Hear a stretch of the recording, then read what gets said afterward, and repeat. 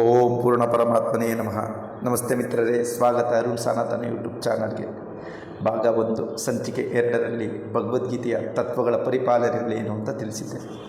ಈಗ ಸಂಚಿಕೆ 3ರಲ್ಲಿ ಭಗವದ್ಗೀತೆ ಓದುವುದು ಹೇಗೆ, ಇದರ ನಿಯಮಗಳೇನು, ಹೀಗೆ ಪಾಲನೆ ಮಾಡಬೇಕೆಂಬುದನ್ನು ತಿಳಿಯೋಣ. ಮಿತ್ರರೇ, ನಮ್ಮ ದಿನಚರಿಗಳಲ್ಲಿ ನಾವು ಸಣ್ಣ ಪುಟ್ಟ ವಿಧಿವಿಧಾನಗಳನ್ನು ಪಾಲನೆ ಮಾಡುತ್ತೇವೆ. ಏನು ಸಣ್ಣ ಪುಟ್ಟ, ನಾವು ಬೆಳಿಗ್ಗೆ ಎದ್ದೇಳುವುದರಿಂದಲೂ ಒಂದು ಬಲಗಡೆನೇ ಹೇಳಬೇಕು, ಎಡಗಡೆ ಹೇಳಬಾರ್ದು, ದೇವ್ರ ಫೋಟೋ ಗೀಟೋ ನೋಡಿ ನಾವು ಮುಂದಿನ ಕೆಲಸ ಪ್ರಾರಂಭ ಮಾಡಬೇಕು ಅಂತ. ಹಾಗೆ ನಮ್ಮ ಹಿಂದೂ ಧರ್ಮ ಗ್ರಂಥಗಳು ಓದುವಾಗ, ಅದರಲ್ಲೂ ಈ ಪವಿತ್ರ ಭಗವದ್ಗೀತೆಯನ್ನು ಓದುವಾಗ ಇದರದೇ ಆದ ವಿಧಿವಿಧಾನಗಳನ್ನು ನಾವು ಪಾಲನೆ ಮಾಡಲೇಬೇಕು. ಇದು ಗರಿಷ್ಠ ಲಾಭವನ್ನು ನಾವು ತಿಳ್ಕೋಬೇಕಾದ್ರೆ ಇದು ಹೇಗೆ ಓದಬೇಕು ಅನ್ನೋದು ನಾವು ಮೊದಲು ತಿಳ್ಕೋಬೇಕು. ಏನಿದೆ ಅಂಥದ್ದು ಈ ಭಗವದ್ಗೀತೆಯಲ್ಲಿ, ಏನಿದರ ಪ್ರಯೋಜನ ಅಂತ ಹಲವಾರು ಇಷ್ಟಪಡ್ತಾರೆ. ಭಗವದ್ಗೀತೆ ಓದಬೇಕು, ನಾವು ತಿಳ್ಕೋಬೇಕು, ನಮ್ಮ ಮನಃಶಾಂತಿಗೋಸ್ಕರ ಆದರೂ ನಾವು ಓದಬೇಕು ಅಂತ ಓದ್ತಾರೆ. ಆದರೆ ಈ 700 ಪುಟ ಇರುವ ಗೀತೆಯನ್ನು ನೋಡಿ, ಇಷ್ಟು ದೊಡ್ಡ ಗೀತೆ ಯಾರು ಓದ್ತಾರಂತ ಪಕ್ಕಕ್ಕೆ ಎತ್ತಿಟ್ಟಿರುವ ಘಟನೆಗಳು ಹಲವಾರಿದೆ ಓದ್ದಲೇನೆ. ಹಾಗಾಗಿ ಇಷ್ಟ ಬಂದಾಗ ಓದಂಗಲ್ಲ. ಏನು ಭಗವದ್ಗೀತೆ ಓದಬೇಕು, ಎಲ್ಲಾದರೂ ಓದ್ಬೋದು, ಟೈಮ್ ಪಾಸ್ ಮಾಡ್ಬೇಕಾದ್ರೆ ಓದ್ಬೋದು, ನಾವು ಜರ್ನಿ ಮಾಡ್ಬೇಕಾದ್ರೆ ಓದ್ಬೋದು, ಹಲವಾರು ತನ್ನದೇ ಆದ ಒಂದು ಭಗವದ್ಗೀತೆ ಓದಬೇಕು ಅನ್ಬೇಕಾದ್ರೆ. ಹಾಗೆ ಭಕ್ತಿ ಇಲ್ಲದ ಪಠಣೆ ವ್ಯರ್ಥವೆಂದಿದ್ದಾರೆ.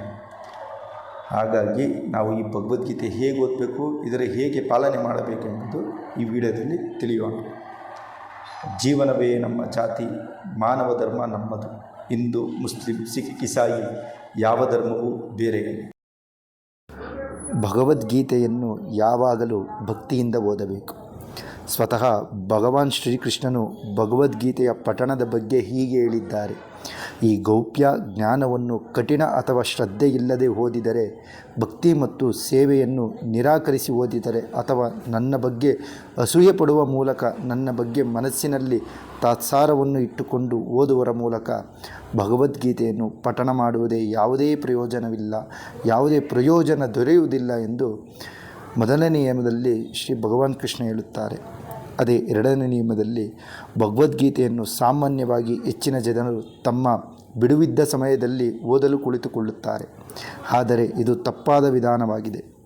ಭಗವದ್ಗೀತೆಯನ್ನು ಯಾವಾಗಲೂ ಬೆಳಗಿನ ಅಥವಾ ಮುಂಜಾವಿನ ಸಮಯದಲ್ಲಿ ಓದಬೇಕು.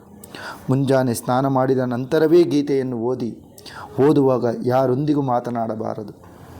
ಅಂದರೆ ಗೀತೆಯನ್ನು ಓದುವ ಮಧ್ಯದಲ್ಲಿ ಯಾರೊಂದಿಗೂ ಮಾತನಾಡಬಾರದು.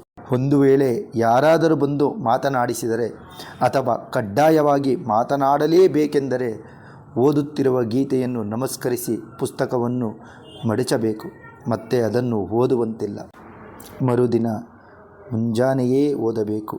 3ನೇ ನಿಯಮ: ಯಾವುದೇ ಊಟವನ್ನು ಅಥವಾ ಆಹಾರವನ್ನು ತೆಗೆದುಕೊಳ್ಳುವ ಮೊದಲು ಗೀತೆಯನ್ನು ಓದಬೇಕು. 4ನೇ ನಿಯಮ: ನೀವು ಭಗವದ್ಗೀತೆಯನ್ನು ಓದಲು ಆಯ್ದುಕೊಂಡ ಸ್ಥಳವನ್ನು ಸ್ವತಃ ನೀವೇ ಸ್ವಚ್ಛಗೊಳಿಸಬೇಕೇ ವಿನಃ ಇತರರು ಆ ಸ್ಥಳವನ್ನು ಸ್ವಚ್ಛಗೊಳಿಸಬಾರದು.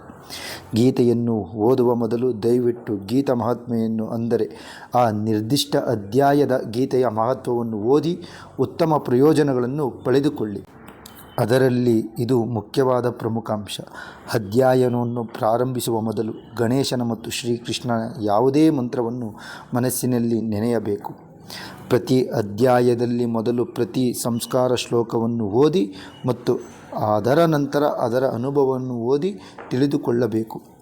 ಪ್ರತಿದಿನ ನೀವು ಏನನ್ನು ಓದಿದರೋ ಅದನ್ನು ನಿಮ್ಮ ಜೀವನದಲ್ಲಿ ತರಲು ಪ್ರಯತ್ನಿಸಿದರೆ ನೀವು ಭಗವದ್ಗೀತೆಯ ಓದಲು ನಿಯಮ ಪಾಲನೆ ಮಾಡಲು ಸಾರ್ಥಕವಾಗುತ್ತದೆ.